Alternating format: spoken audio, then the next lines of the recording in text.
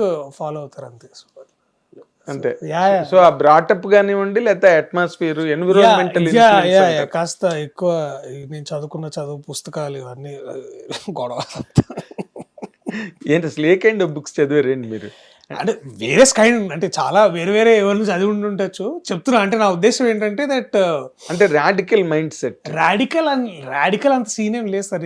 I don't think radical అని నేను అనుకోను. రాడికల్ అంటే I don't say that is extremism, అది కాదు. అంటే రాడికల్ ఆ తత్వాన్ని నేను సినిమాలో వాడాలని అనుకుంటా. అంటే రాడికల్ గా ఆలోచించాలంటే ఉన్న టెంప్లెట్ ని దాటి ఇంకా కొత్తగా సినిమా చూడొచ్చా అనేది.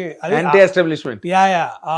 Anti template. ఎస్టాబ్లిష్మెంట్ కంటే కూడా నేను ఎస్టాబ్లిష్మెంట్ కి వ్యతిరేకంగా వెళ్ళలేను sir. I have to work with the establishment.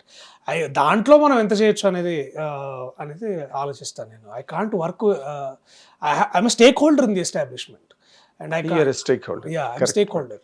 So అలాంటప్పుడు నేను దానికి I have to work with the establishment. We're working with the establishment to release on April 25th, if not for April 18th.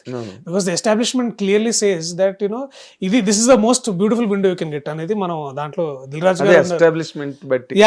So ఇది ఇంతే. అంతేగాని దాన్ని వ్యతిరేకంగా వెళ్ళి సిస్టమ్ని మార్చాలంటే సిస్టంలోనే ఉండాలి. సిస్టంలోనే ఉండాలి. కరెక్ట్. ఎలా ఉంది మీ జర్నీ? మీకు ఎలా అనిపిస్తున్నది యాజ్ స్టేజ్గా? అంటే ఒక హీరో స్టేటస్ వచ్చిందని నమ్ముతున్నారా మీరు?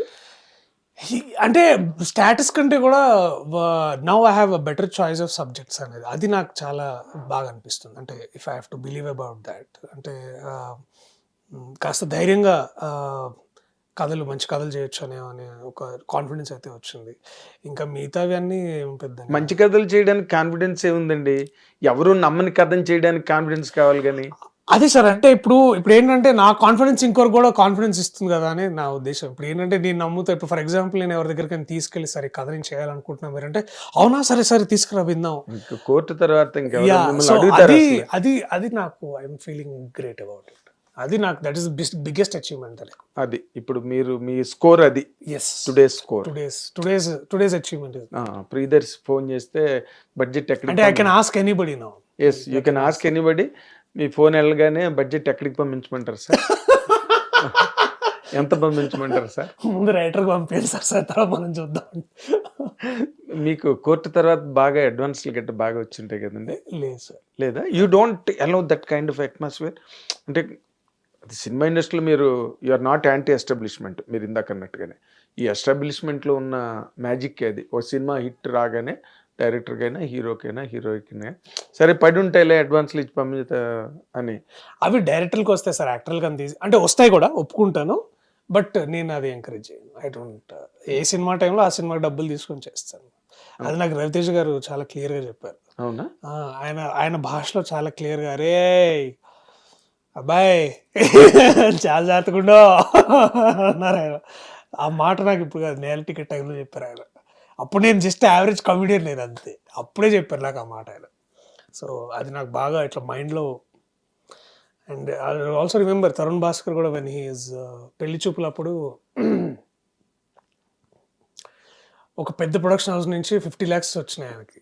మనోడు జస్ట్ ఏమొద్దు సార్, ఐఎమ్ సారీ, కథ ఇంకా రాసుకున్న తర్వాత చూద్దాం అన్నాడు, అంతే. సో నాకు ఇలాంటి ఫ్రెండ్స్, ఇలాంటి ధైర్యాన్ని ఇచ్చే ఫ్రెండ్స్ ఉంటారు కదా. సో అప్పుడు అదేలేండి, వాళ్ళు అలాంటి వాళ్ళు పక్కన ఉన్నప్పుడు అదే మైండ్ సెట్ కొంచెం అదే ఆ ఇన్ఫ్లుయెన్స్. అంటే ఈ సోపతిలో పడే ఇబ్బందులు ఉంటాయి కదా, ఫ్రెండ్స్ వల్ల వచ్చే ప్రాబ్లమ్స్ ఇవన్నీ. కానీ వాళ్ళకి అప్పుడు అది మీరు అనుకున్నంత సులభంగా కూడా జరగదండి ఎస్టాబ్లిష్మెంట్లో. ఒక్కసారి కోపం కూడా వస్తుంది వాళ్ళకి. అరే మనం ప్రేమగా అడ్వాన్స్ పంపించి నెక్స్ట్ ఎప్పుడో నీకు ఎప్పుడు వీలైతే అప్పుడు చేయి దర్శి అనేవాళ్ళు. అంటే నేనేమంటున్నా అంటే సార్, ఇప్పుడు మీరు నాతో సినిమా ఎందుకు చేద్దాం అనుకుంటున్నారు? Why? Not just because of my image, but also how much effort I'm putting into the story. ఆ స్టోరీ లేనప్పుడు నేను మీ దగ్గర అడ్వాన్స్ తీసుకుని వెళ్ళాము. ఏది పడితే అది కూడా చేయను మీ దగ్గర, అది కూడా వాళ్ళకి చెప్తాను నేను. కథ బాగున్నప్పుడే కదా సార్ ఏదైనా. నేను చేయాలన్న కథ నాకు నచ్చాలి కదా సార్. ఆ ముందా తీసుకురండి, నాకు నచ్చితే మనం చేద్దాం, తర్వాత మిగతా విషయాలు ఇక మిగతా అవన్నీ మాట్లాడుకుందాం. అంతేగాని నేను ముందే మీరు నాకు డబ్బులు ఇచ్చేయండి ఆ తర్వాత చూసుకుందాం ఎందుకు అని మీరు అడగరండి. మీరు ఎందుకు అడుగుతారు? నేను ఇదే వారికి కూడా చెప్తా అంటున్నా నేను. వారు ఆఫర్ ఇచ్చినా కూడా దిస్ ఇస్ మై థింగ్. ఎందుకు వస్తే నేను మంచి కాదు ఉన్నప్పుడు మీరున్నా నాకు చెప్పండి, నా దగ్గర ఉన్నా నేను మీ దగ్గర తీసుకొస్తా, will talk from there. So ఈ ఎందుకు ఇప్పుడు డబ్బులు అంటే ఇది వచ్చేసి ఇప్పుడు పనిచేస్తున్న సినిమాలు ఇస్తారు కదా, సరిపోద్ది. ఇస్తున్నారా? కరెక్ట్ గా వస్తున్నాయా? యా సరిపోని వస్తున్నాయి నాకు. అంటే మొన్న అవసరం లేదు శ్రీనివాస్ గారు అన్నారు, చాలా ఉన్నాయండి ఇంట్లో చెక్లు, ఏం చేయాలి ఇంకా గుండాలు పెట్టి కొట్టించాలి అన్నాడు. అలాంటి పరిస్థితి మీకు గుండాలు ఏం అవసరం లేదుగా? అవసరం లేదు, అన్ని వచ్చేస్తున్నాయి. వచ్చేస్తాయి సార్, అది దట్ ఈస్ ఆల్వేస్. అండ్ ఇంపార్టెంట్గా more important another point sir, ఇలా మీ బడ్డింగ్ స్టేజ్లోకి మీలాగా ఒక ఎమర్జీ అవుతూ చాలా ప్రోగ్రెసివ్ అండ్ ప్రామిసింగ్గా వస్తున్నప్పుడు ఏమవుతుందంటే, మీరు ఏ చాయిస్ తీసుకుంటారండి? అంటే మిమ్మల్ని బేస్ చేసుకుని కథ రాసుకుని వచ్చారనుకోండి, వాళ్ళు మీ ఇమేజ్ లేకపోతే మీకున్న పాపులారిటీ రోజున మీ రిసెప్షన్ రాదర్, నేను ఇమేజ్ పాపులారిటీ అని కూడా అన్ను, ఎందుకంటే నేను బిగినింగ్లో నేను you're at the foot of your career now. But మిమ్మల్ని ఏదో నమ్మి ఒక క్యారెక్టర్ రాసుకుని వచ్చారనుకోండి, విల్ యూ ఎన్కరేజ్ దెమ్ అండి? డెఫినెట్లీ. ఇప్పుడు కోర్టు కూడా అలాంటిదే కదా, అతను బాగుంటుందన్నా నువ్వు చేస్తే అని అనడం, అవునా విని చెప్పు అని అనుకోవడం. ఇప్పుడు ప్రేమ అంటే నేను ఒక సినిమా చేస్తున్నాను, అది కూడా అంతే. అదే ఇప్పుడు సునీల్ గారు చేస్తున్నారు, జాన్వీ ఇస్ ద ప్రొడ్యూసర్. వాళ్ళు కూడా ఇది నువ్వు కథ చాలా బాగా సూట్ అవుతావు, అవునా సరే చెప్పండి అని వినంగానే నాకు చాలా బాగా నచ్చింది. అసలు లెట్స్ డూ దిస్, ఇంకా దీంట్లో చేయకపోవడానికి నాకు ఏ కారణాలు కనిపించలేదు. కాస్త డెఫినెట్లీ విల్ డిస్కస్, ఇది ఇలా అనుకుంటున్నావు నువ్వు ఎలా అనుకుంటున్నావు, ఇట్లా బేసిక్ డిస్కషన్స్ తోటి అది అంతే. అంతకు మించి ఇంకా ఒకసారి కథ నాకు నచ్చినప్పుడు నేను ఇంకా హ్యాపీగా షూటింగ్ వెళ్ళేస్తాను. That is my priority sir.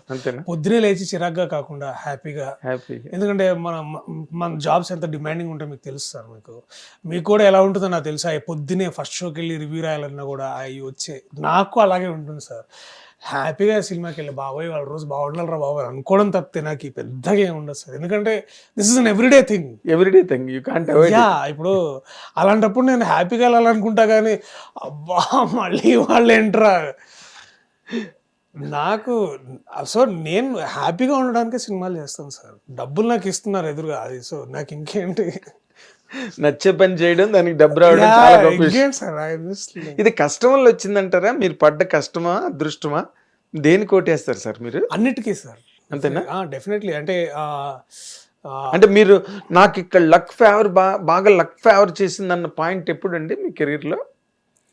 అమ్మ మనం ఇది కాదు, బట్ నాకు నా biggest luck is my friends అండి. ఐ థింక్ ఎందుకు అంటే నేను ఇప్పుడు తరుణ్ భాస్కర్ నా ఫ్రెండ్ అవ్వడం నాకు అది లక్కీ థింగ్. అట్లా నాకు పెళ్లి చూపులు వచ్చింది, లేకపోతే